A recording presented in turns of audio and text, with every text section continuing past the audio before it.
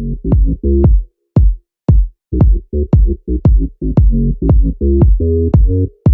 guys, welcome to the Mic Drop Digital Show. My name is Lexi Rosato, and if you've never been to the Mic Drop before, the way this all started is we were at a coffee shop, Blue Owl Coffee Shop in East Lansing, in partnership with All the Above Hip Hop Academy.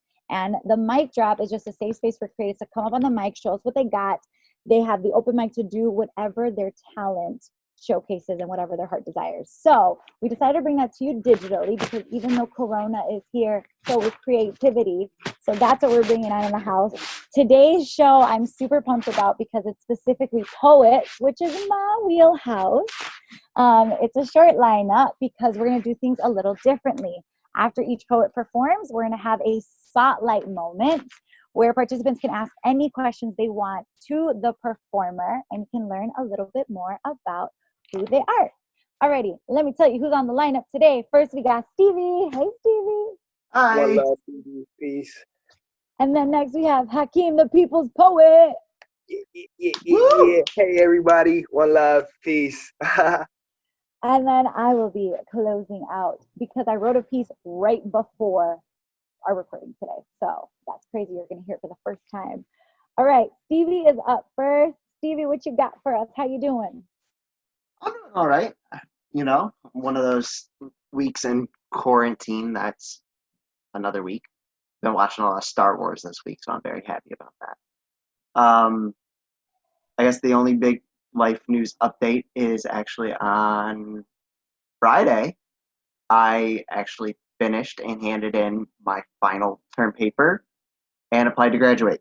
So I will hopefully be getting my bachelor's in creative writing in the next couple of weeks. Wow, bachelor's in creative writing. Congratulations. That's a big deal. Thank you. Thank you. That is And a big deal. yeah, so I guess other than that, I write poetry. I like to call myself a bummer poet as a nice little nod to one of the bands I really like. Future Repeat that. Teens. What kind of poet? Bummer poet. Bummer poet. Yeah, I coined it from the band Future Teens. Say that they do bummer pop music, so I figured I write bummer poetry. That's awesome. That's awesome. So tell us a little bit about what are you performing today? You got 3 pieces for us.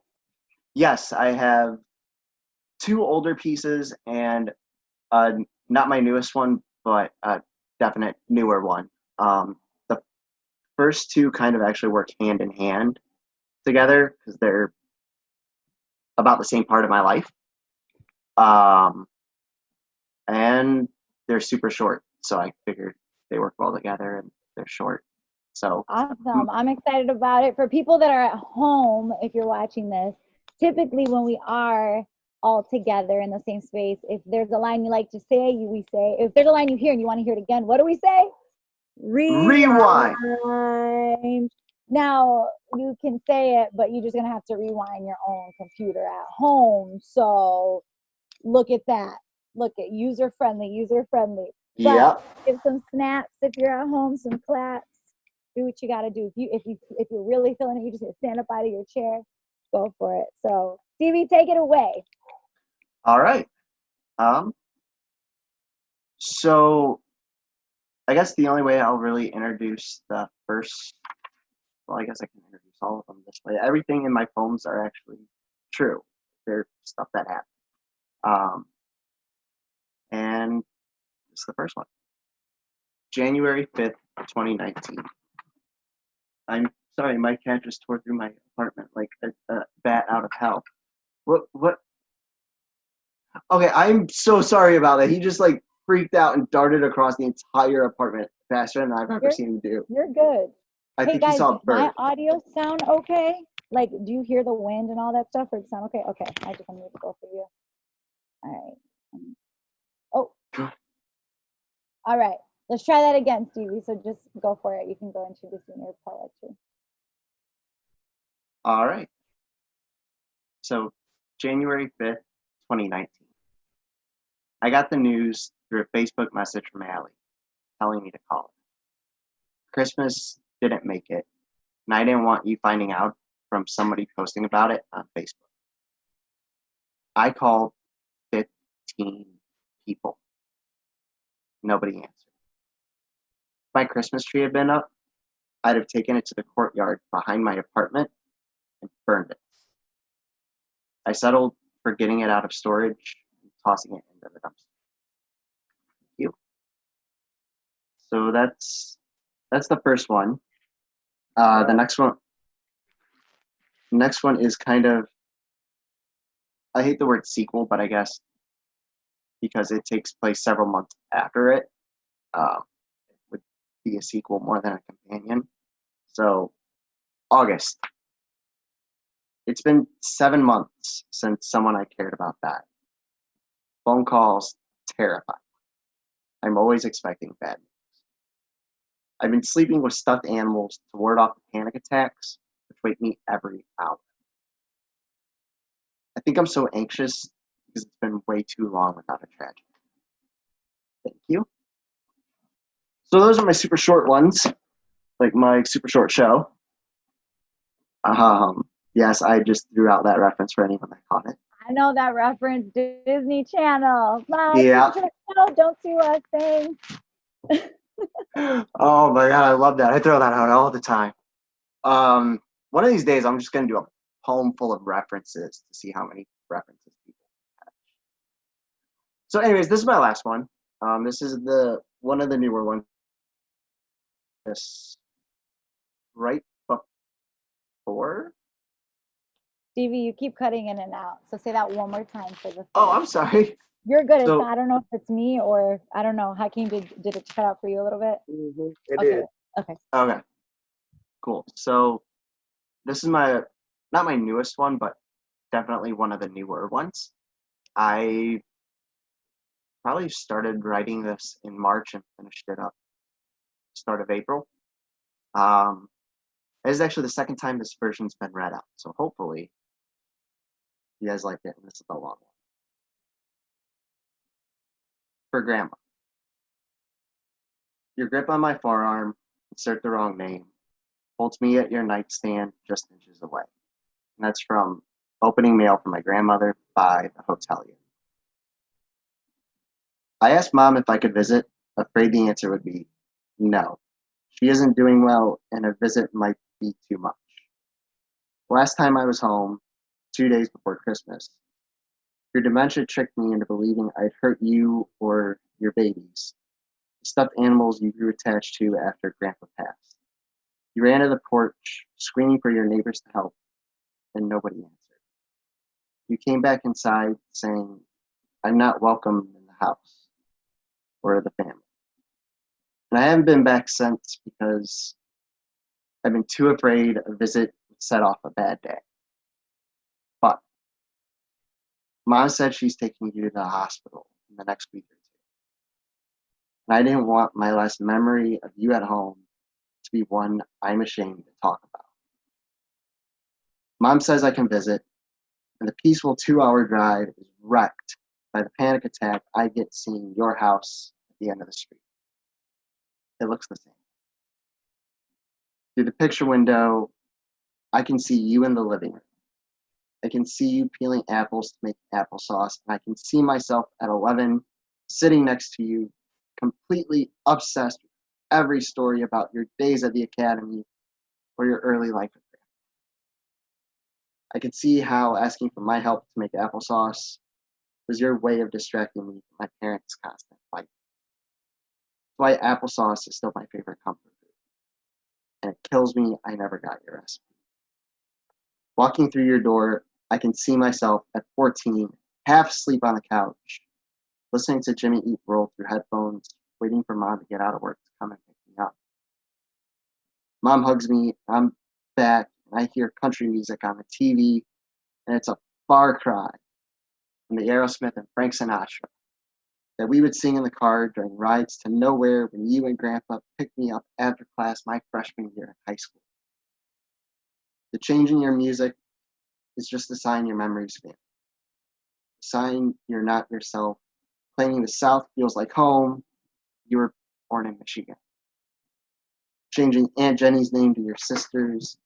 and conversations circle back on themselves. Like, I'm graduating in May. I'm getting a bachelor's in creative writing. I want to write and teach poetry.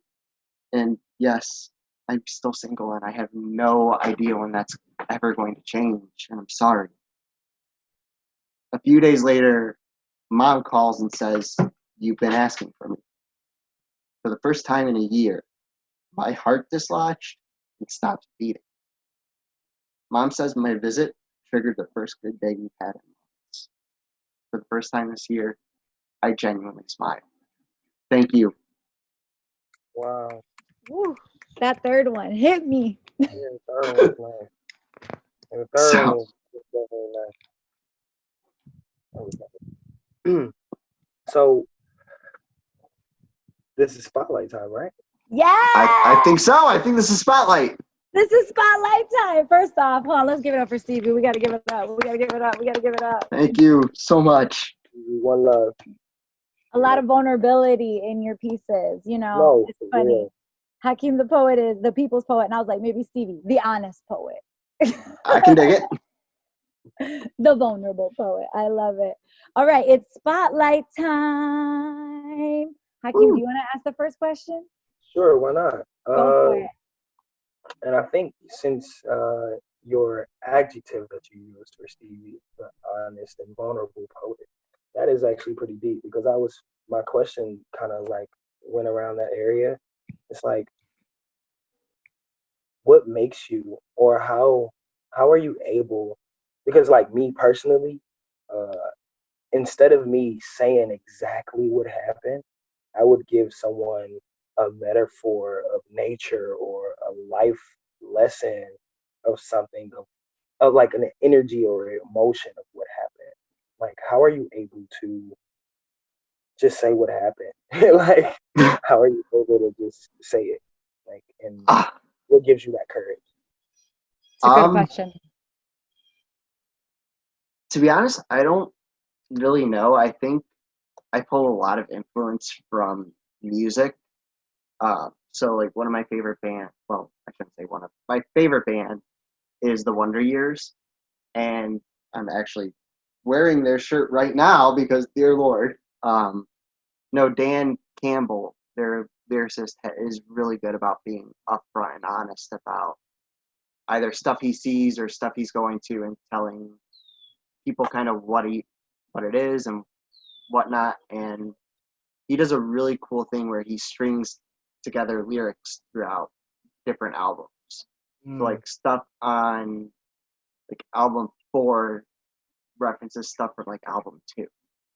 And I think more than anything, that's something that I would like to attempt to do. So the easiest way for me to do it is just to say what happened and then have little lines or phrases that I can keep putting back in throughout my work.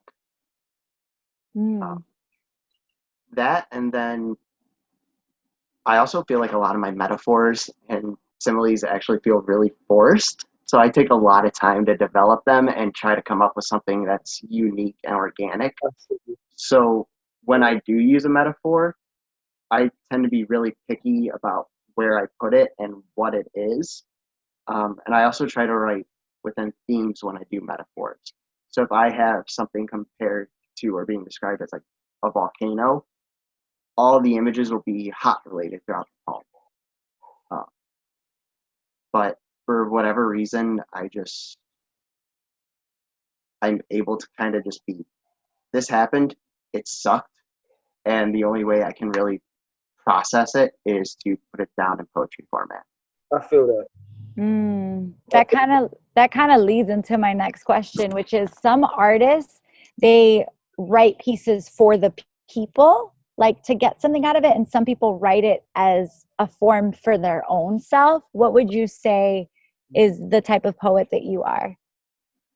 I definitely write for myself. I've written pieces like with the intent to share them, like thinking that I'm going to write for more people, and I usually end up throwing them out about halfway through the first draft of even writing them because I just hate them so much. Everything feels forced and just not me. So for me, writing's the best way I get to process things because I don't understand anything.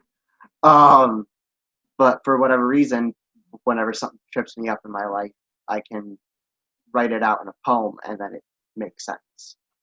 So a lot of that just comes from me trying to figure out my own life and which way's up.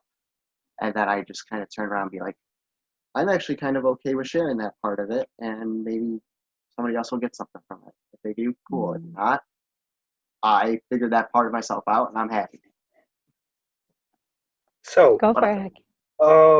you just said something that was very interesting to me. And I think for the people who may or may not been watching this, and if they do send it out to other people, I think it is very imperative for you to talk about, because like, since you write for yourself, do you think that it'll ever get to a point that you don't have to write anymore? Or do you think you will always have to write? I think I'm always going to have to write. If not poetry, something. Whether it's short stories or I start writing music again like I did when I was younger. I couldn't really imagine trying to process things without some sort of creative outlet. So I'm definitely always going to need something creative. And probably poetry is about the best thing I found for me personally so far to process everything. Which I'm not sure why. It might just be the fact that I can put a couple words down in a line and then move to the next one and have that be good for that meaning. Or I don't know. To be honest, that's actually a really good question. I honestly can't really picture not writing. So I'm probably just going to have to say, yeah, that's always going to be a thing for me. I feel that. Last question. What made you decide to make creative writing your major?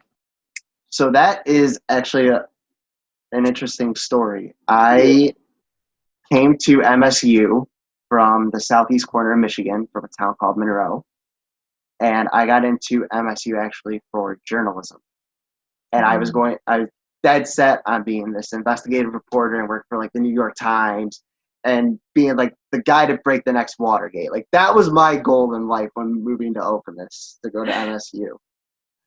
And I think I made it about a year in J school, and then I ended up taking a creative writing class with Marcus Wicker, and he assigned the first poem, and I pretty much went, holy bleep, journalism's not what I want to do. I need to be involved with creative writing, because the light bulb moment went off in my head, and it was just, that's what I'm supposed to be doing.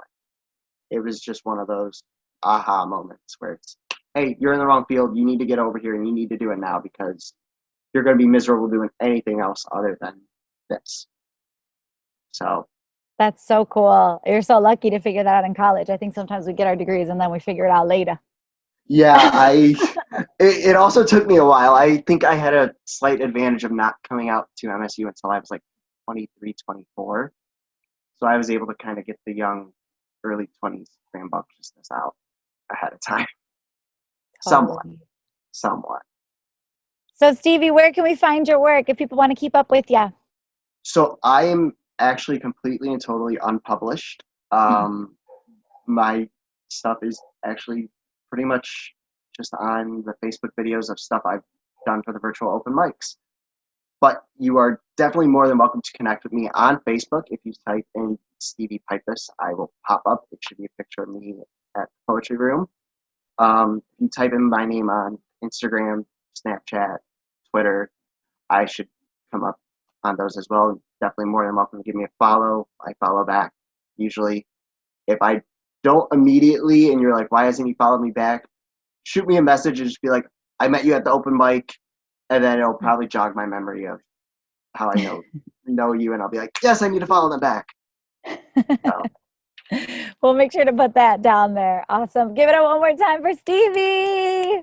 Thank you. You did good on the spotlight. You did good. And I love the crowd participation of questions. I love it. Up next is a poet I respect. I like his flow. I like his style. Can we give it up for Hakeem, the people's poet? Love everybody. Peace. How are you? I would do Good. my peace hands, but I'm holding my phone, so I was like, one love. So, How you doing during this time, Hakeem? I'm doing. Like at least I'm trying to get out as much sun as possible. Trying to keep 6 feet away from everybody. That's hard because as being the people's poet, I want to be around people. I want to engage. I want to conversate. I want to help. I want to be helped.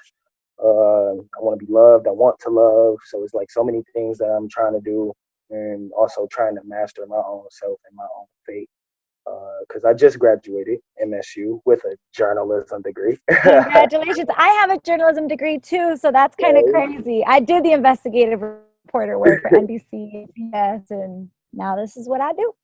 Yeah, so I just graduated at Michigan State University with the journalism degree with a not a minor, but the concentration with editorial and print. Uh, right now, I'm just been working out and stretching, and I actually been doing smoothies every day too. So like, shout out to that. So I've been doing like a little healthy lifestyle, and just kind of like finding the deepest, darkest parts of myself, and trying to kind of like come out of like shed a lot of skin. You know what I'm saying? Because COVID, I've always like wondered because I dropped out of school before I even got my degree. So which is a funny thing. Like I dropped out for a semester, and I was like, yeah, forget school. I don't need it. I don't need this type of life. It's not for me. And I was like, yeah, you ain't gonna get no job trying to not have no degree. So, and plus I lost my father too. So that was another thing for me to kind of get back in school. Cause he always told me he lived through my college years with me, and me calling him, telling him about these certain events and experiences I was having. He was just like, giving him life. I was giving him life when I was telling my story. So, which brought me back to school, finished my degree, and I'm proud of myself. Uh, I'm nothing but grateful and highly favored. All praises due to the Most High. I've had a lot of setbacks. I've set back a lot of people, being toxic. I've been had my toxic ways. I've trying to better myself in so many different avenues, and just being honest with myself throughout this COVID. Um, just being honest with myself is the best thing I could do. And once you being honest with yourself, I think that's the first step of change. And Yep, we were talking about that before this call started, the honesty that comes up. yeah, so that's pretty much what I've been doing. I've been going through my darkness and finding light. That's so good. And I think so many people can relate to that because I think it's unavoidable, right? There were things we were running to, we didn't even realize it, whether it's going out to eat, drinking or going to events, having FOMO, fear of missing out, but then you're never really dealing with yourself. And I think this is a time where, yeah, you get to reveal new things about yourself. So thanks for sharing that. What you So, performing for us today? so I have a couple poems. One is entitled Bodies of Art. So I have my notebook here. It's called the Detroit. What is the notebook called? The Detroit Kid, right? Detroit Kid. And I write in this every now and then when I have a chance. And I usually memorize my poems too. But I felt like this was a good need to where I can give somebody or give the people something fresh, something new, and also too something to think about. That's pretty much what my poetry is for. I want people to think.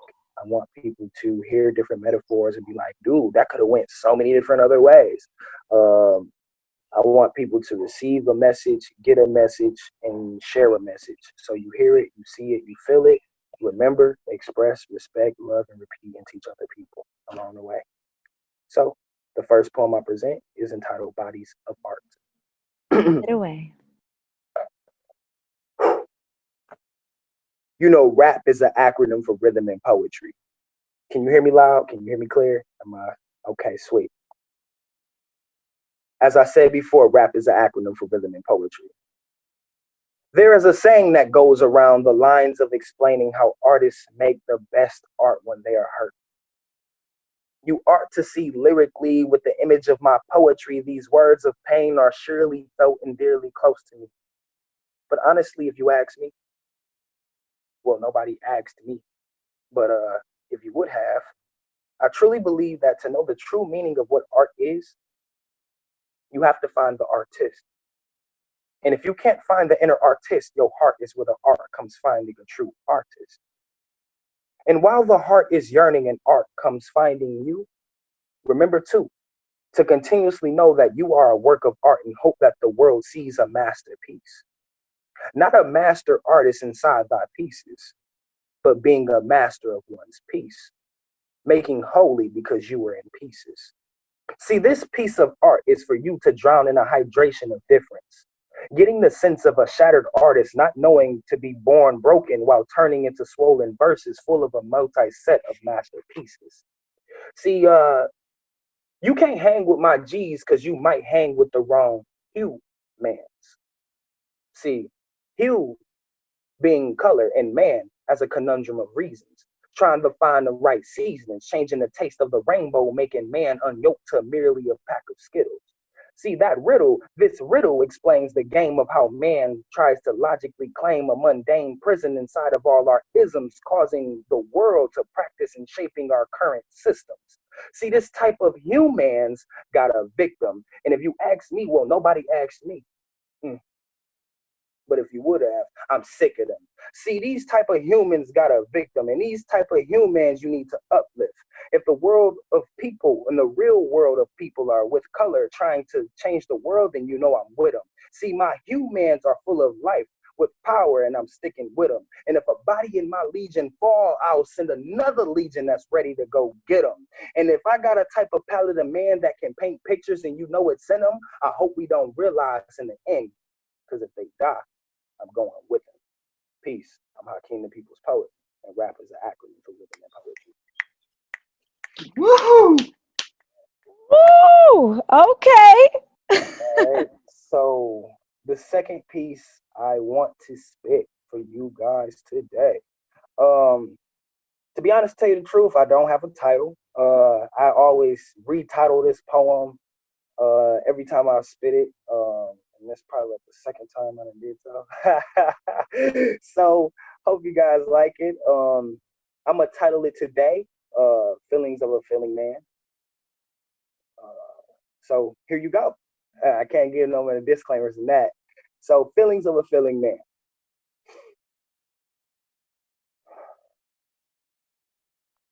You know, rap is an acronym for rhythm and poetry. You can't make yourself not care. You can say it all you want. But you know what?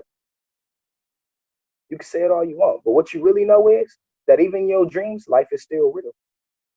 Even when you are asleep, you can still feel. Don't be addicted to the pain. Be addicted to learning lessons. Even others people's pain, you can still heal. The true gift of life is in the presence. When life get tiring, count your days up to 7. Then rest, and blessed be that day. Back again, my friend. Keep working. I'm learning and yearning for more. And even when the hard times get harder and the body gets sore, use your willpower. Your spirit is what helped me walk through more doors. So don't look back because journeys are tour. Reflecting on meditation keeps your future in vibration for sure. See, never stagnant. Sticking to my objectives like a magnet. Good habits make the bad kids find their inner magic. Look what's happening. Got one, change the flow. Domino, we moving like it's been practiced. If it's acting, let's put the scenes together. If you're a living word contracted, that was some food for thought. And if I got extras, you will see me packing, never lacking lunch boxes. There's always snakes in the grass, so stay cautious. I'm never selling my truth, so there's no auctions. Stay hard body, even through your sick and tired, there's no coffin. My people, we don't rest in peace, we rise in power, there's no coffin. Let your body touch back to the dirt for Mother Earth, there's the soul offering. As long as the essence of my soul live, my body will never soften. I write my poetry in remembrance of me, I do it often. Peace, I'm Hakeem the People's Poet, and rap is an acronym for rhythm and poetry. Thank you. Hope you guys like that. Woo! Oh yeah. Got the goosebumps. Yes. Yeah. How did you feel performing it? You said this is the first digital show you performed Yeah. for. Oh, I should have said that. This is the first digital show I ever performed for. So it actually, it's like, to be honest, tell you the truth, it's like spitting to myself. You know, Mm. it's like I'm in my own being. You know, I'm in my own room. I'm in my own space, but I'm just holding the phone. And as of right now, like when I get the feedback, I'm like, oh my God, I wasn't by myself. so it's like, so it's like, Yeah. while I'm reading, I'm stuck into memory. I'm stuck into my own mind and my, Yeah. I call it not a prison, but a prism of thoughts and ideas. And when I'm releasing that, and then when I get the feedback, like, oh my God, oh, that was pretty dope. Like I was like, oh snap, it was really. So it's like getting like yourself talking to yourself, telling you to keep going. So that's what it feels like right Oh, I love it. I'm so thankful that we could be your first digital now. show. Yeah. Shout Woo! out. I feel so special. Thank you so much. Yes. And it's interesting because even for me, it's so life-giving. And right, people are going to see our recorded version, but they don't get to see us all talking beforehand, us Yeah. connecting and sharing and helping each other make each other better. And I think that that's a part of the human interaction we're missing. No, It's Hmm. like legit. you get better with people sharpening you, or you get inspired. And Oh so I yeah. love this because this is like, you all inspire me, right? Yeah. So, Woo! so Yeah. thank you. Are you ready for your spotlight? Where that? Spotlight time, where Hakeem's on the hot seat. He's on the spotlight and we get to ask some questions. Stevie, do you want to ask your question first? I'm gonna let you go first. Okay, perfect. So, what is your writing process? You have a very unique style, and I would love to know, like, what is your process? mm, that is a good Your question. eye, yo, your eyes got so big. You were like, Wait, um, process? no, yeah, like legit. That's really how I feel. Process. Because me personally, as a person, as a human, full of color, but got a lot of reasons for everything that I do. Or people like my auntie say, everybody got a butthole. What's your excuse? So, um, I'm sitting here and I really hate going through the journey. But then again, when the journey's over, I'm like, man, that was a great walk, wasn't it? So yes. it's like I'm always arguing with myself in the beginning. I'm always arguing with myself in the beginning. I'm like, do I say that? Do I say that? Do I say this? Do I say it this way? How should I make it? Like what word goes first? So sometimes I usually start with an emotion, uh, like genuinely how I'm feeling. If I can't have a word for how I'm feeling, excuse me, if I don't have a word for how I'm feeling, I usually just be like, what analogy can I come up with to explain how I'm Mm. feeling? So like Stevie said, if something is hot, I'm thinking of the things that relate to heat, and then the things that relate to heat, and then I think about what does heat does for me. Like, is it burning? Is it warming? Is it Mm. illumination? Because the sun releases heat too, but the sun gives off a higher amount of energy that keeps people alive. So it's like, what are these things? And I always think about the contradiction of what I'm feeling. So I'm an optimist at heart. Well, I like to believe that I'm an optimist, but when I'm talking to people, I'm generally a pessimist. So, but deep down inside my heart, I am thinking optimistically, but I want you to see the contradiction of my optimism. So, like, and that's pretty much what the reason why I call myself the people's poet, because I'm always thinking about the negative, and then how can I revolt the negative into a positive energy? Or if I'm thinking about positive stuff, how can I bring that positive into more positive or into negative energy? So it's just literally how I'm feeling. So when I was writing bodies of art, for example, um, yeah, that was the first poem. I was thinking about, yeah, there's a saying that goes around that most people make the best art when they're hurt.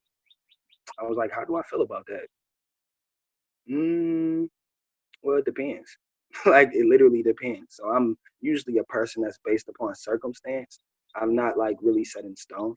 So it's like I'm going wherever the wind blows, depending on how I'm feeling. So, which makes me a very intense person. And a lot of people will say it's difficult, but I think it's simple because I'm just feeling when I'm feeling. I'm moving when I'm moving. But nothing necessarily stays on my shoulder. But when I'm feeling, I'm feeling. That's just how I feel. Like, I hope you feel that. But that's pretty much how the process goes. I hope I answered your question. No, you did. And I think it's good to have self-awareness to be like, this is how I feel. Sometimes people have shame when it comes to feelings. Sometimes people don't know what to do with their feelings, or they've been taught you're not supposed to have them. And there's no way I mean, you could live numb, right? But that's not how you were built to be. And so I think it's fantastic using it Yeah, and that's owning cool. it. It's crazy that you say that. You can live numb. I've had that experience before. For 2 years, I was living numb. Wasn't really pretty much writing anything or saying much of anything. Yeah, I thought I was dead. Literally like a walking zombie. Mm. I truly believed in my heart that, like, if you have this sense of self and you're not reaching that sense of self, you're putting yourself at this lower frequency and you're literally dying. Like, you're literally dead. I believe that there's a frequency that you can vibrate on and literally be a walking zombie, in radiating negativity. Like, you can just walk into a room and people be like, yeah, that's not a person I want to be around. Because Mm. I've seen and felt people who are positive and walked into a room and was like, wow, who is that? Like, woman, man, like, doesn't matter. I've felt that energy off of someone, and people feel that off of me too. Um, and that's a blessing. That is a blessing.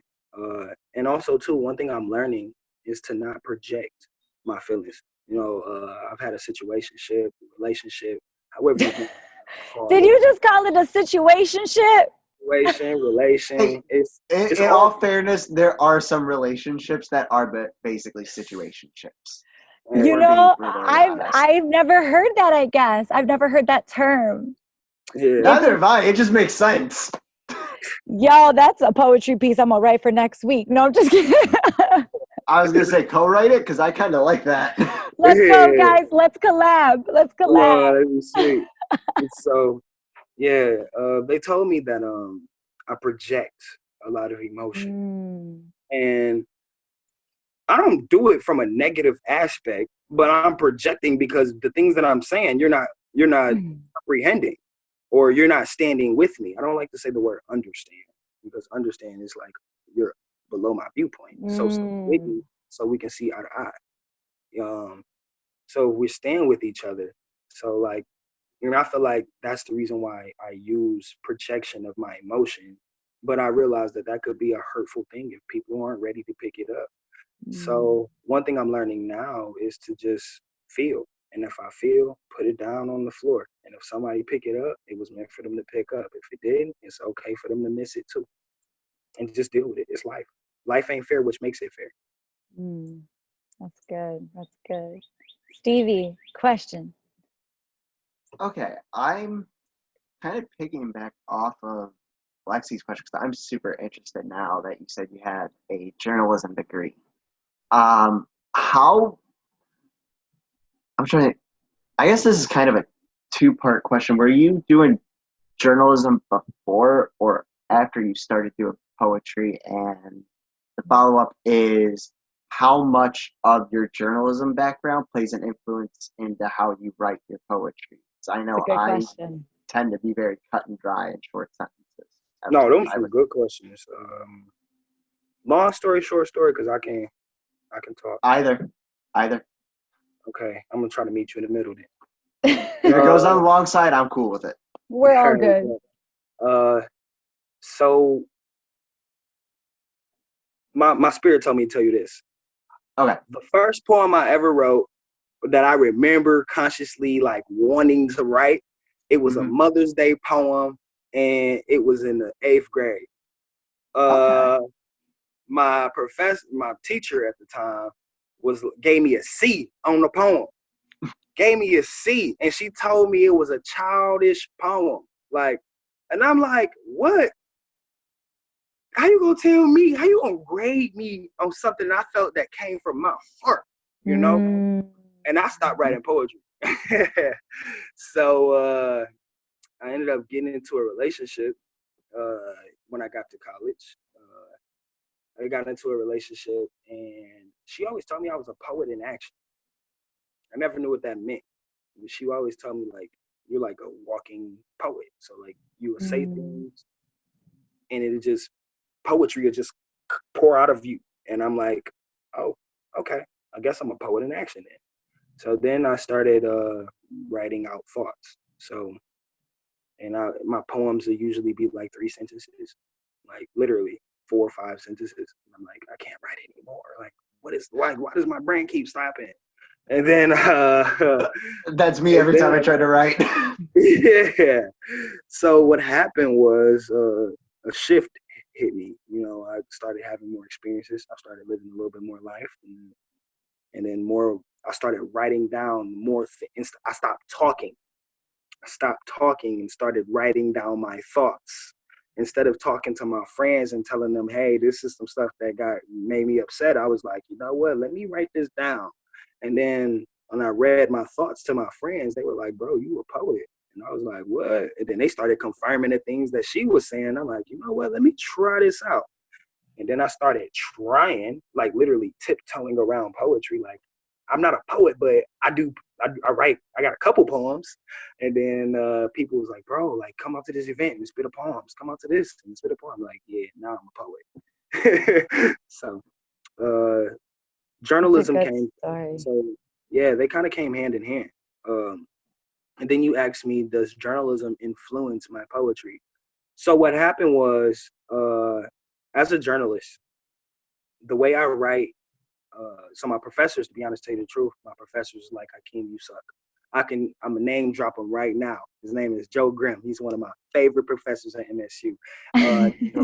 That name sounds super familiar to me. Joe Grimm. Like, I know him somehow. Yeah, Joe Grimm. That is my favorite professor at Michigan State University. Like, hands down. Like, no ifs, no buts about it. Joe Grimm, he was the first professor to tell me I wasn't a good writer. He was like, bro, nope, can't do it. And then one day I came to him and I wanted to read him one of my poems. And he was like mind blown. He was like, dude, you got some stuff that some of these kids don't have. And to this day, I'm still trying to figure out what that is. But like with journalism, like the creativity of my poetry, he was like, if you could only be a little more structured and tell a story the way you tell your poetry, you will be A-okay. So I sat down in office hours, I sit down and talk to him, and then I fine-tune my skills. And now that I realize that I can use poetry in journalism, because journalism is allowing me, because of the credentials that I have in journalism as an editor and reporter, and certain professors that talk with me, such as Dr. Rachel Moreau. She helped me do research, and I was doing some research, and I found out that there's a thing that called new journalism. It was a new journalism movement that was once out, and I think it was like the 60s of journalism, and they did this thing where they did, like, you know how they got trailers of movies? Yeah. That was journalism. Like, that was actually journalism. Like, and then the film movie scene just so happened to take that and actually just use it as a preview for a movie. So life changes, technology changes, people change, and then, so many different things. So now I'm just trying to realize that the type of poetry in journalism is telling stories. Poetry, going to eastern side of the world, literally griot, we're storytellers. Poets are storytellers. Journalists are storytellers. So why can't I do poetry in journalism? And then I started doing Black Lives Matter research, realizing that, like, in one of Trayvon Martin cases, they said he had on a red shirt. but he didn't have on a red shirt. It was just bloody. I'm like, if that's not a metaphor, I don't know what is. And that's in our AP style form of journalism. So I'm like, I want to, I'm literally, if metaphors are used in the actual AP style, then why is that not called poetry, even though people see it as journalism? So I'm just trying to kind of fine tune, play with the words and wordplay myself into journalism and figure out how can I implement poetry within journalism while staying on one track. That's so dope. Oh yeah. That's so dope. I mean, I feel like you just dropped so many gems of wisdom that we probably need to sit on it. I don't even know what to ask. I don't either. That is so good. Hakeem, the people's poet, where can we find your work? So you can find me right now. I am just on Instagram at Hakeem, HAKEEM dot Peoples, PEOPLES poet. Hakeem dot Peoples _ poet. That's it. So I was trying to like be super structured and messed up my own name. Oh, you're so good. You're so good. Are you working on any new projects? Anything? Yes, thanks for asking. So right now I'm working on an audiobook. It's entitled Rap, Rhythm and Poetry. So right now I think that should be done by the end of May. Awesome. Yeah, so look forward to seeing that. I was building a website and everything. So right now you can just find me on Instagram. You'll see little snippets of my poetry. You won't catch me live, but only way you can catch me live is by coming to an actual show. So my Instagram page is just mostly the things that I'm thinking about, the things that is pushing me in my life, and things that I'm changing. Sometimes it's just some funny entertainment. So unless you ask me directly and hit me in my DMs, like, do you really believe in that? Like, if you don't ask me directly, then don't take it to heart. So that's pretty much how I feel. That's so dope. I'm looking forward to that book. Definitely let us know. Yes. So that we can support you. That's awesome. Can we give it up one more time for Hakeem, the people's poet? Nice. Ooh. You guys are just spitting fire. I'm nervous about my spotlight. I'm nervous. Too. I'm sweating already. Up next is myself. Uh-oh. Okay. So, yeah, a little bit about me. It's interesting. I went to school for journalism, and I've always written since I was a little girl, not knowing that it was poetry. And it's funny because I even wrote raps. And even I look back in high school, I performed with different artists, and I was doing raps and music and like that for fun. And but yeah, it was weird. I had put down writing. I had always been writing, and creative writing, but I had put down performing poetry when I got out of college, just because I was working in the news world and I was really pursuing my career, and my dream was to be a TV reporter. Then I reached the dream of being a TV reporter, and it wasn't fulfilling. And so I was writing so much more to just express my emotions. And I wouldn't even say it was poetry. I mean, it was, but I wasn't categorizing it in that way. I was just expressing my emotions on a sheet of paper, kind of like both of you mentioned. And I ended up going to an event, and they said they needed a female poet. And I was like, yeah, I'll come up on the mic. And I had just experienced a really emotional moment where my mom had come to visit, and I had quit working news and quit working radio to start my own company to do video and social media marketing. And when my mom visited, she cried. And I was like, why are you crying? And she's like, this is just not the life I envisioned for you. And I think she was just sad because she felt like she had higher aspirations for me to climb up, maybe she had good interest and a good heart in mind, but she wanted me to climb up a corporate ladder, be very successful, and climb up the success chain. And it was like all these things I dreamed of, I had reached them, and then I just chose to start something new. But I remember when she was very emotional and crying in my room, and I could feel disappointment for this piece that was about purpose. I was like, what is the purpose of life? And I wrote this piece. And so I was at this event. They needed a female poet. I said yes, and I was going to perform that piece. When I was done with the piece, the host goes, so how long have you been a poet? And I was like, oh, no, I'm not a poet. I just write. And he was like, how long have you been a poet? And it just changed the paradigm in my mind. I started looking at all of my bodies of work as art instead of just a journal. And so, yeah, so I look forward to kind of some of the questions you guys are asking. But with that being said, because it still feels like a journal form of expression, today I wrote a piece right before this call, just because I was sitting and reflecting on my day, and it was just it just flowed out of me. So enjoy. I'm reading it from my phone. It's my first time performing it. So let's do this. Things are changing and rearranging. It's crazy that I'm exchanging my way of thinking. You see, COVID, I thought would take something away, but it actually added value in a weird array. You see, pruning is a part of cutting branches from a tree that bear bad fruit. Without it, you are free. And you see, that has been a part of me, cutting things that don't belong in me, cutting shit that wasn't meant to be, cutting things that were infecting me, cutting insecurity that was dead in me, ridding myself of what was dead. And now I see, free. What I love about pruning is just when you feel bare, the other branches start to sprout things you forgot. Your dreams, your visions, the things you put on the back burner. You have the time to nourish it, become that hard worker. You have time to plant seeds and preserve her. You have time to create change, be a stirrer, because the 9-to-5 job was actually a disturber of your peace. And there were pieces and pieces of you that were certainly not free. The work is hard. It takes faith to cut off the things that are distracting, like expectations of the world to have comfort. Now we're all adapting. COVID. I want to thank you for this challenging affair, because I found out why some parts of my tree were bare.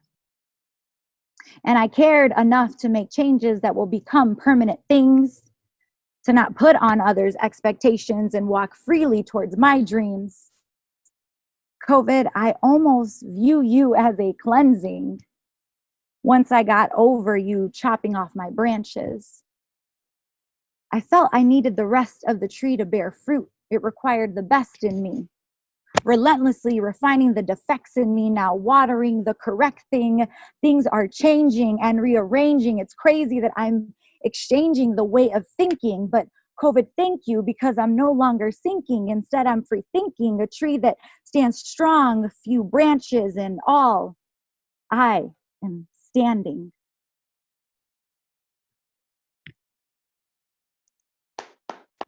Ooh, just unmuted you guys. Good job. Yeah, Snaps, claps, shouts. yeah. I need all of that. Snaps, claps, Right. stand-ups, encores. Yeah. Guys are so COVID sweet. for cleansing. Come on now. Like what? So, the 9-to-5 was a disturber? Come on, man. Shit. The stirrer. Hey. Dude. Hey. Hitting bars. Okay. All right, yeah. Yeah. I like that. You hurt her with that one. Yeah. No questions left. I love you guys so much. Yeah, no, this journey, man. But thank you. Yes, that was just a journal entry that is poetry. That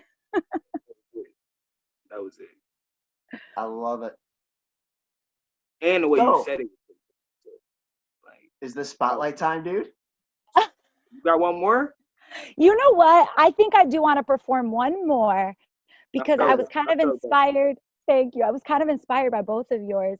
So I'm working on a cinematic poetry album. So it'll be a visual album, but I am getting the music produced, so people can buy the music on iTunes, but also see the videos on YouTube. So I went to school for journalism, but I do video work, creative video work. That's a wave I'm trying to hop on. Yeah, we can totally collab. But so this piece, I actually just read to a music producer recently, and it's the next piece I'm working on. So I'd love to read it to you all. It doesn't have music behind it clearly because that's being made, but Spit it like it's there. Did it? yeah, so enjoy. It's called The Power of the Tongue, which some of you may have heard, but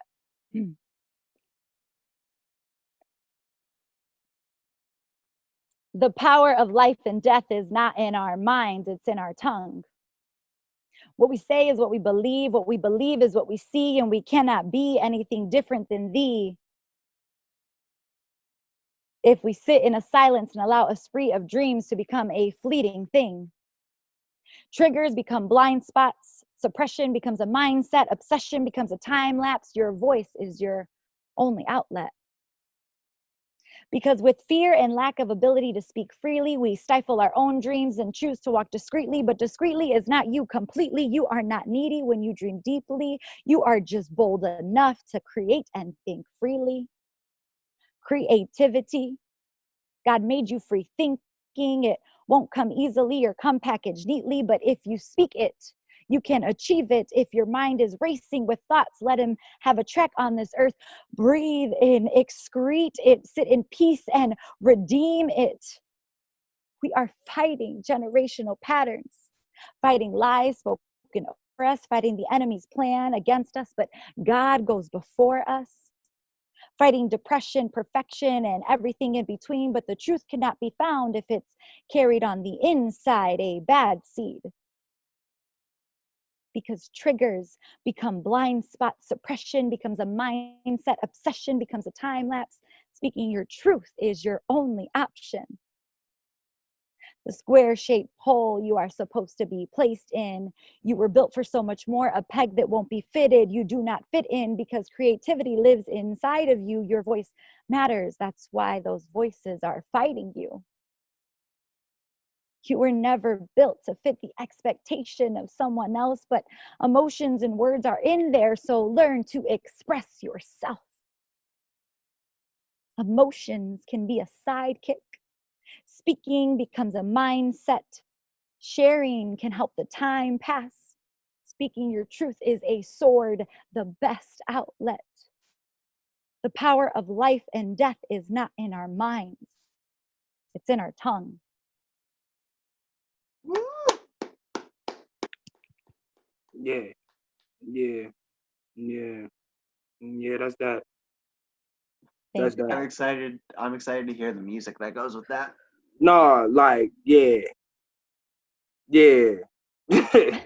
Yeah, yeah. I'm glad I was muted while you was talking. I was starting to read it and I was like, oh, let me mute you guys. So there was a little pause. And I was like, oh, how good at hosting and 'Cause poetry. I'm glad you muted me because it was plenty of times where I was like, ooh. Yeah, there were a couple times where I was like, oh. Yeah, yeah, yeah. I like that.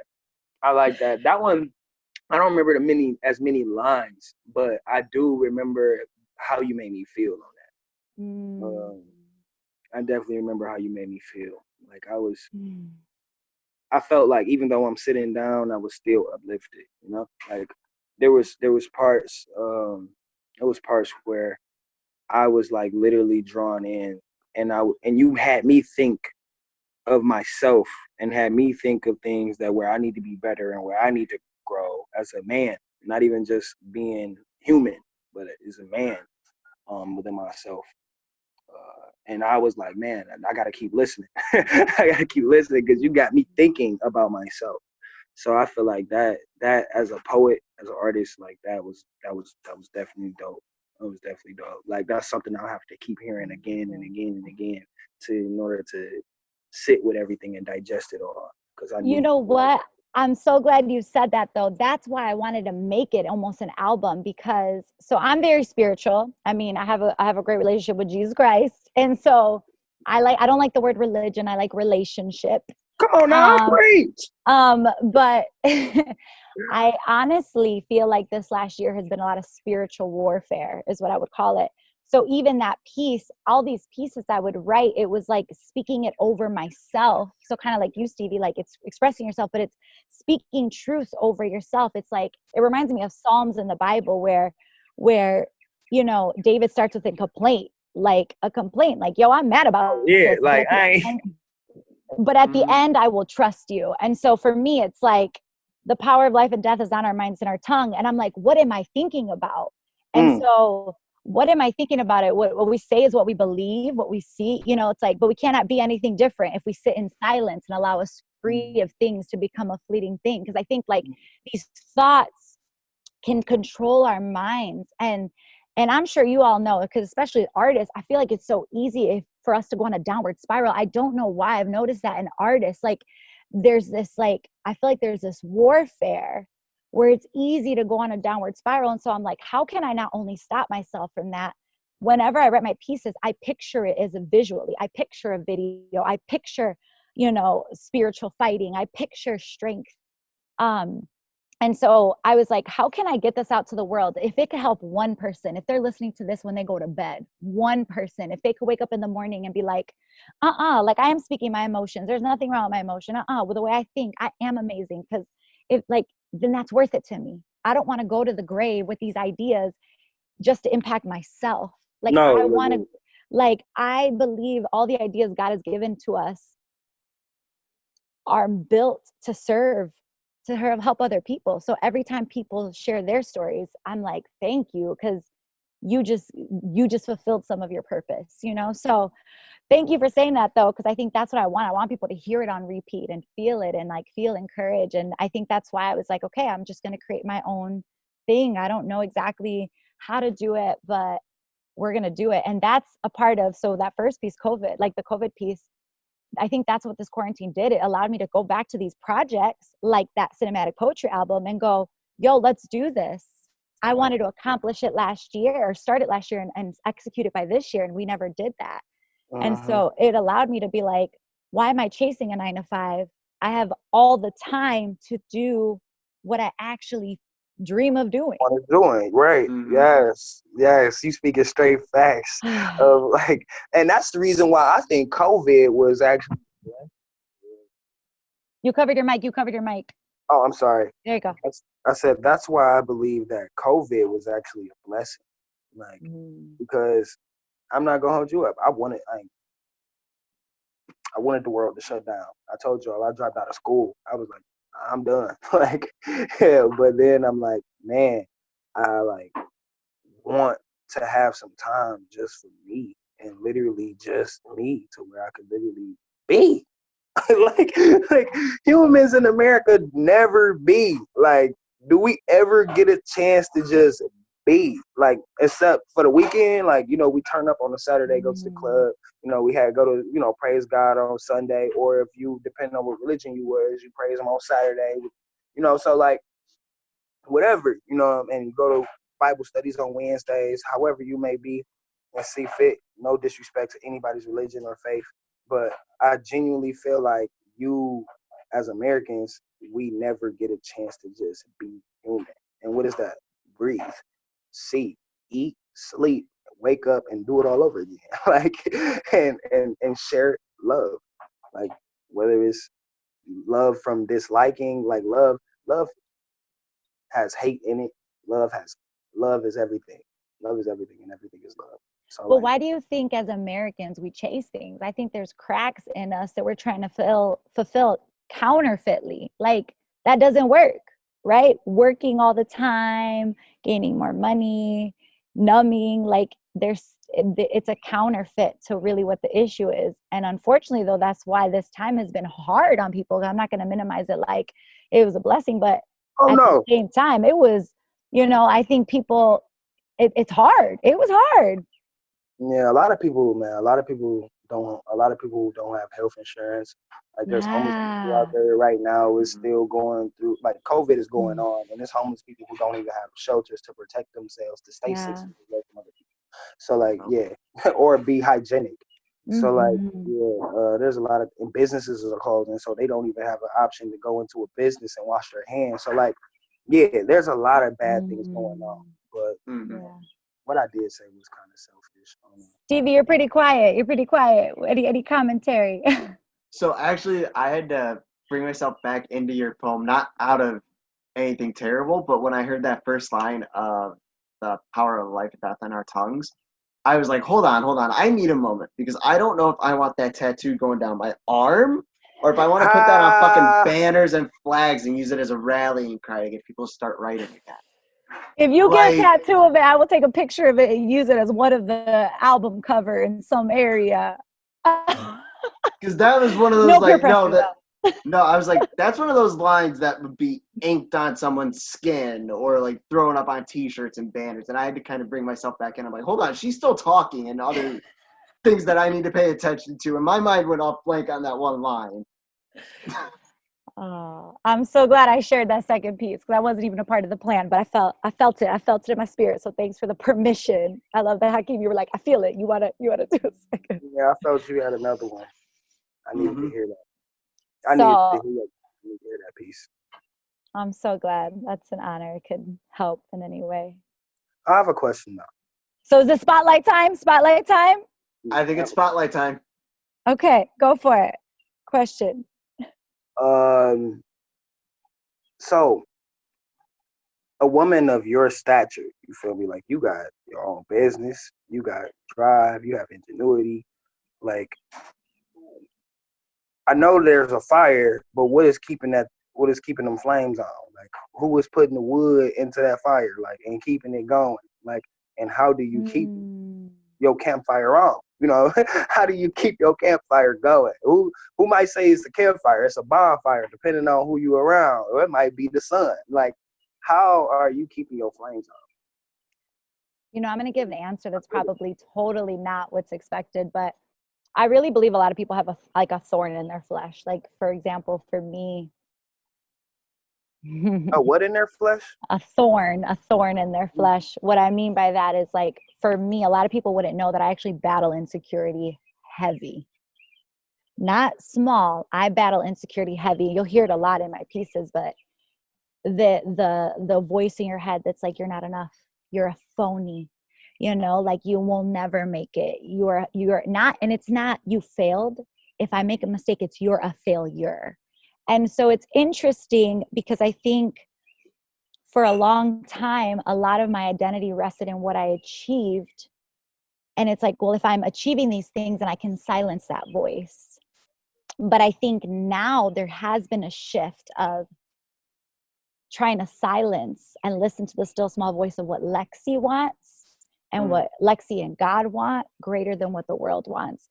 But I think a lot of my drive to pursue let's go was actually unhealthy because it was covering up this insecurity in me. And I think now it's reclaiming a space to be like, no, that's not true about me. I am enough.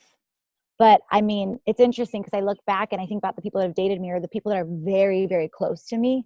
They see, you know, everybody sees this like this strong, powerful woman, but behind there's an arena mask. Then we take it off and there's what we see and what other people see. But then there's the stuff that other people see that we don't see. And I think I've been allowing people to be so close to me that they can call out the things they see that I don't see. And there's been a lot more insecurity than what I have, and a lot more performance based than what I've admitted to. And I'm pulling those weeds from my garden as we speak. And so the drive has been unhealthy for a season, but I would say during this time now, and I honestly, you guys, the first couple of weeks of COVID, I mean, I was an emotional wreck because I didn't know what I would do without work. But now it's cool because that was the pruning I'm talking about in that poetry piece. It's like, now it's more of, I don't want to go to the grave with all the ideas in my head, because that would be a shame not only for my life, but for other people. So that's my new adopted way of not doing it to prove anything to anyone else, but just to be authentically myself and hopes that it would leave an impact on this world. So I hope that answers your question, but yeah, good question. All right, so I'm one of those people that I'm super interested in creative and writing processes. I guess what I want to know, because I feel like I've always heard you do a different piece every time I've seen you do something, do you treat writing kind of like a job, or have you been treating it like I'm going to write for so much every day, no matter what, and that, or is it just kind of like you go about day doing whatever, and then something hits you, and you're like, I need to write now, and I have to write until I can't write anymore? So there was a time, I talk about habits a lot. I want good habits, but there was a time I was like, I can't if I don't write every day. So there was a time I would wake up every day and condition myself to write. Can you guys hear me okay? Sorry, I Yeah. heard the, okay. There was a time I would do that, but I would say that's not the case now. And this is probably hard, but I write when I'm feeling things because it's a form of sorting my emotions. I have a lot of half written things, and sometimes I'll take intentional, like a Saturday intentionally to just go back and write. Sometimes I'll take intentional time to write, but my brain, I genuinely just think I'm born a writer. My brain is always, I'm writing books. Like I have so many book ideas right now that are being worked on. And so I feel like it's something that's genuinely a part of me. It's not a part of a practice I do. It's a part of how I was made. And it's weird. I feel like as I'm saying it, I'm processing it out loud. It's like I'm confessing that like that's always been a part of me since I was a little girl and I didn't even know it. No, So I feel that. So I don't have like a designated time, but it's probably led based on emotions, but there are times I intentionally assign things. So if like I have performed for churches and stuff and they specifically assign things, and I'll meditate on like what they want me to talk about or what scripture, and I'll just press in and go there till I get something I like. I feel that. I feel like I want to start doing like, I'm going to set so much time to write, and then I always feel like it happens when it happens. And then when it happens, I write several new things at once, and then I just don't write again for a couple of days. So I just wondered, you were like me, or if it was, Yeah. you had like And that then you set. start beating yourself up. You beat yourself up if you set this Yup. time, and then you're like, why didn't I leave with a piece? I set this goal. I'm supposed to leave with like 3 pieces after this time. And then it becomes this like shame and achievement thing when it's like, no. Like, this is not achieving, Lex. This is something that's in a form of expression and health for you. Like, chill. Yeah. Or I was going to write today, and then you sit down to write and you don't write anything, and you just get frustrated because you're like, I need one piece, just one line. I can't even come up with it. And then I get frustrated and don't write for days. So Yeah, we got to give ourselves some grace, you know? Creativity is an interesting thing because it just comes, I believe it comes from the creator, but it's like it just comes in your mind, you know? mm-hmm. It just kind of happens. And then when you want it to happen and it doesn't, it's the most frustrating thing. Especially for the 3 of us, I would feel like it's pretty hard to fabricate authenticity. Yeah. Like this is actually a perfect batch to talk about it because you guys, we're all vulnerable, we're authentic, and so you can't really fabricate that. But so I have no idea how music artists do it sometimes. Like I'm like, how do they do it? Do they like those are the question you're asking me? I'm like, I want to ask music artists, how do they do it? Right. But, yeah. I got another one. You talked about like, cause I did say a little selfish statement about how I was dealing with COVID and how it's been such a good thing for me. It's not selfish. It's your own experience. Don't put that on. No.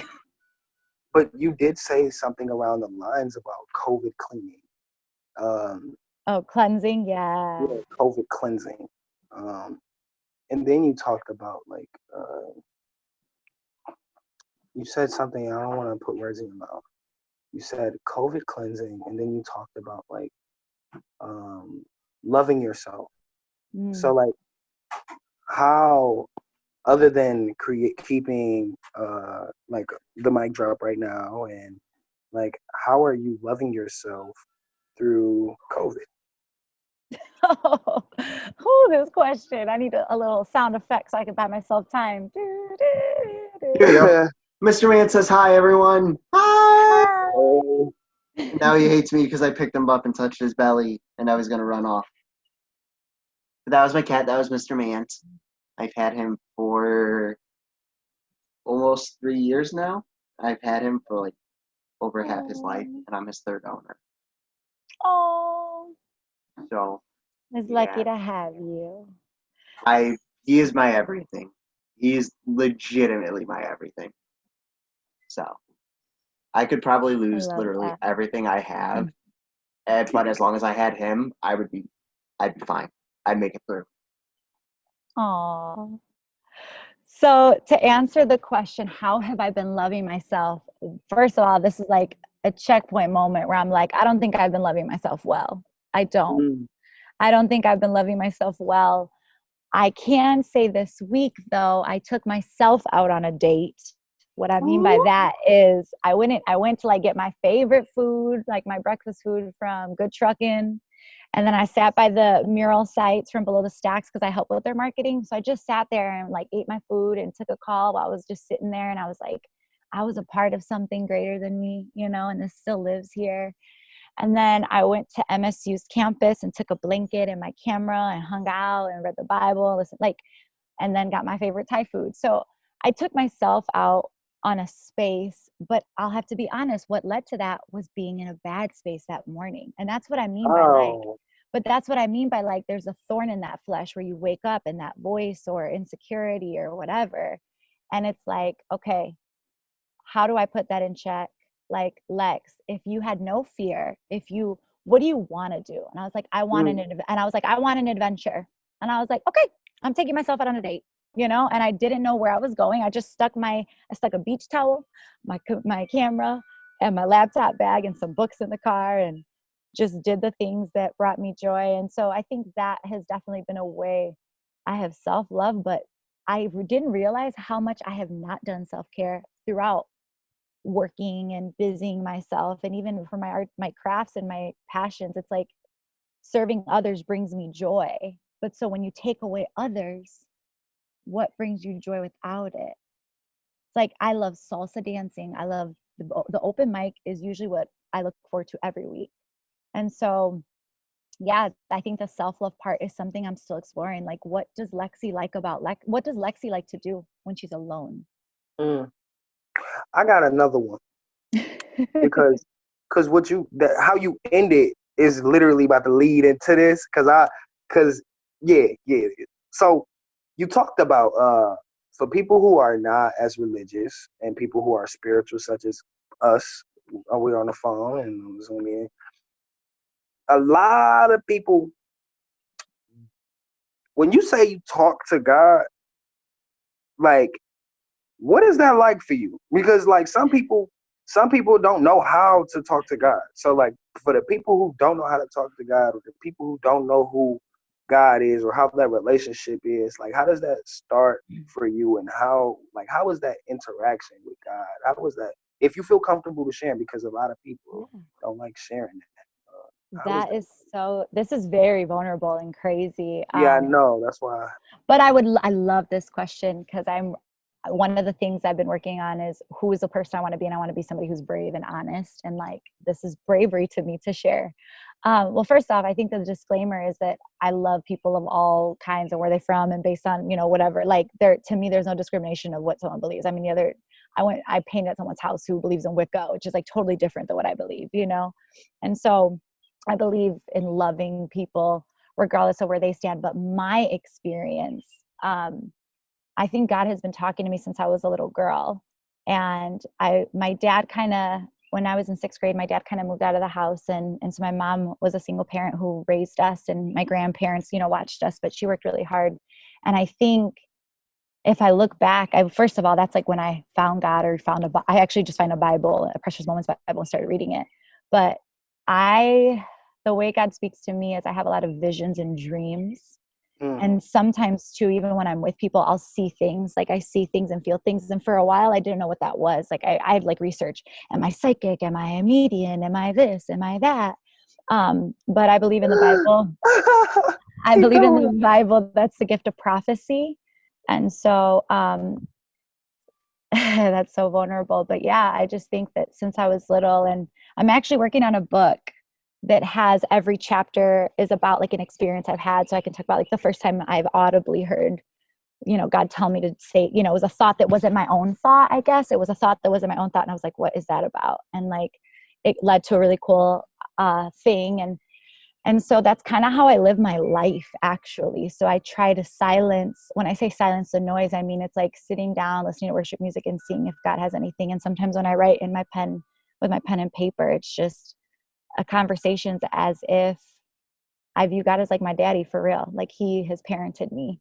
And so just being like, hey God, like if you are real, if you created me, like let's talk about this. And yeah, I have to be honest though, there has been times where I wanted to walk away and I was like, I don't even know if I believe you're real because this bad thing happened. And I had a very radical encounter where like I legitimately experienced and saw like him in my room, or like it was somewhere else. I can't even explain it, with multiple angels. And I think I go back to that moment all the time to be like, no, what I see was real and true. And like, yeah. And I long for that again. I like wish he or angels would appear in my room again, So thanks for asking that question. And now y'all know Lexi times level 25. Woo! Stevie, do you have a question? I'm trying to think of a good follow-up question now for everything.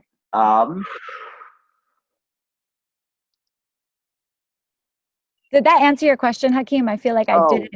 Okay. You answered it. You answered it, because everything that you said was definitely relatable. Like, yeah, definitely relatable. Like, there's so many times where, all right, I'll give you a quick little story testimony. It's my dad's birthday. I don't know if I said before that my dad passed away. Wait, when is his birthday? Today? No.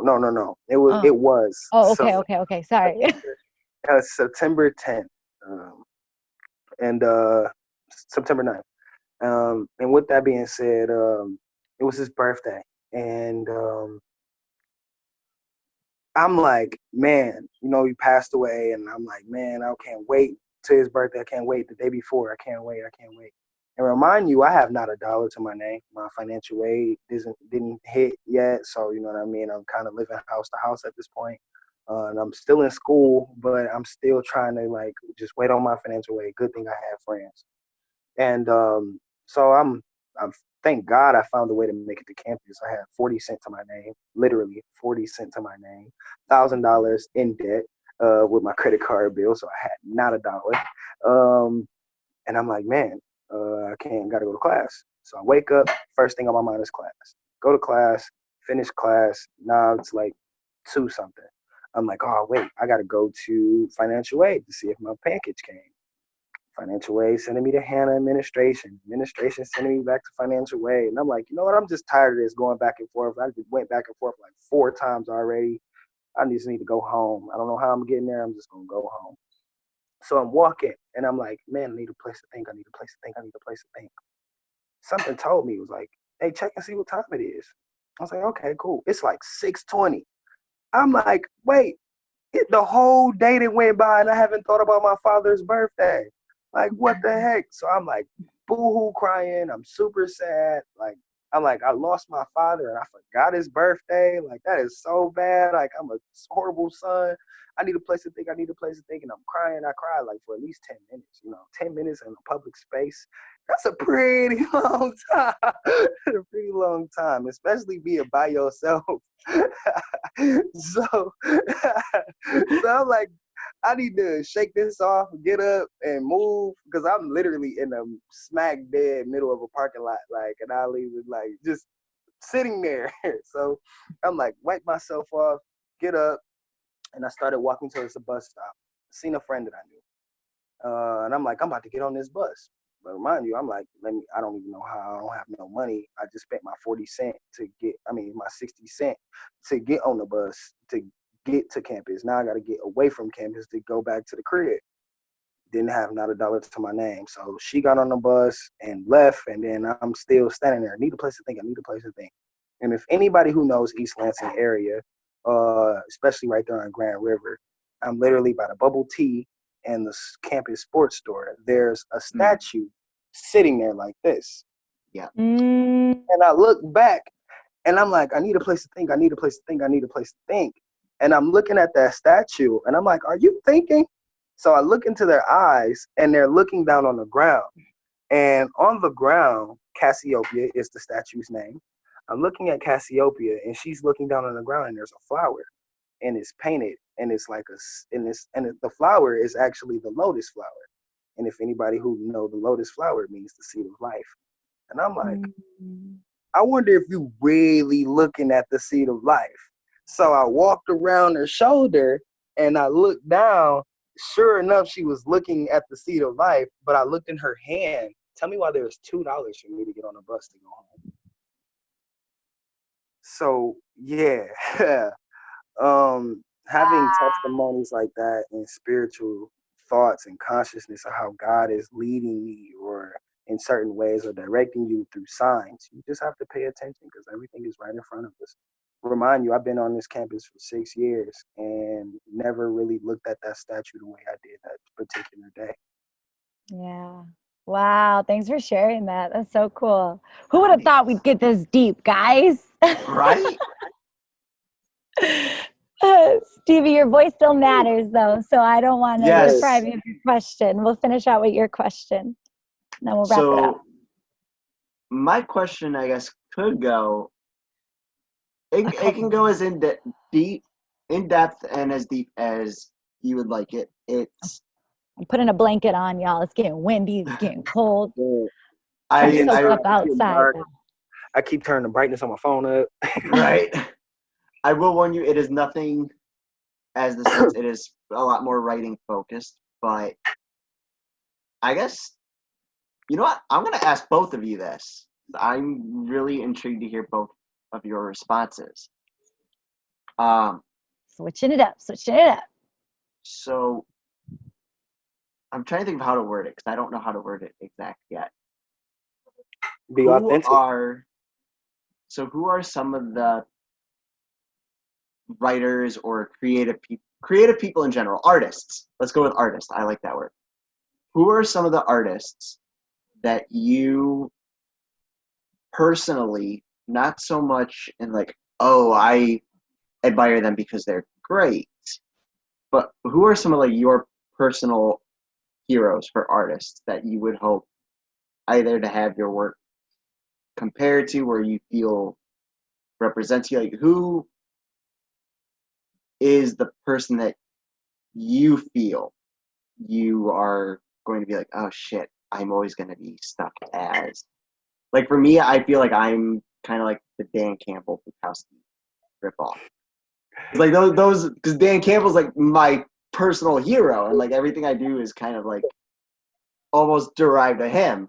So I guess, is there any artist that either of you look up to a lot where it's like, that's my guy? That's Hakeem, you're answering first. I was finna throw you under the bus.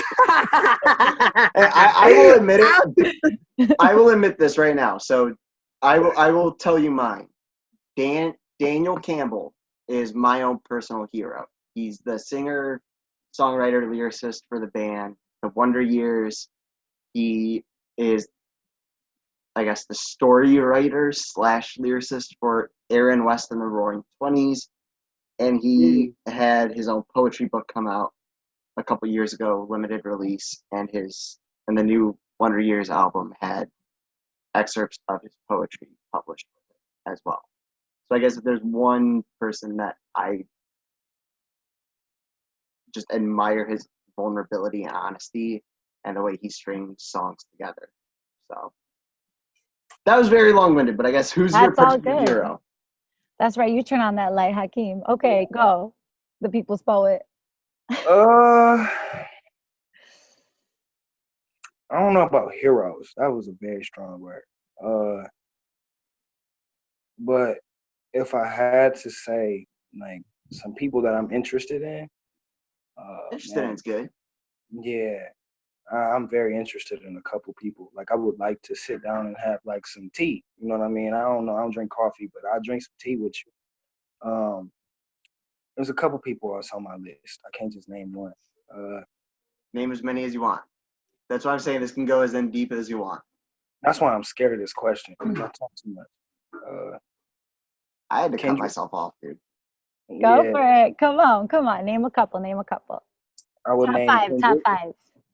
Kendrick Kendrick. Lamar. Mm-hmm. I dig it. Gil Scott Heron. He the one that says the revolution will not be televised because it will be live. Mm-hmm. Common. Yeah. I've met him before. He's very kind. Common? Turn up. Mhm. I'm He jealous. came to our university and spoke to like the journalism department, but he was like really down to earth. I'll never forget it. He like came and shook our hands and That's dope. mm-hmm. Andre 3000. I don't even know why I didn't say him Andre. first. I don't even know why I didn't say him first. Andre 3000. Ooh. And usually most religious books, you know what I'm saying? Like I love to read like religious books and religious texts, whether it's the Quran, the Torah, the actual Bible, King James Version, whatever. Like I love reading like biblical texts because how they speak, like though thy art, you know, like Right. the description of the terminology and how they phrase words, it genuinely makes you feel, especially if you can comprehend like in how certain structures, whether it's parable by parable, precept by precept, like depending on how you read it and depending on what moment you are in your life, will depend on the story that you tell. And that's the reason why memories have intricate ways to tell the stories. So Common, Andre 3000, Gil Scott Heron, Kendrick Lamar. Yeah. Cool. Ooh, so it's weird. This question is hard for me because I have to be honest. I don't want to say I don't look up to people, but Missy like, Elliott too. I gotta throw Missy Elliott in. love her she's a Missy. creative genius. She's a creative genius. I love Ludacris too. Ludacris is also a creative genius. The way he throws down and lyrically and music video wise, I miss him. Like I need him to come back with some stuff. But anyway, take a collab. Okay, but anyway, that's off the record. That's out of the topic, kind of. So it's weird because. So even when people ask like, who's your role model? I say the better version of myself. So I don't idolize any poet.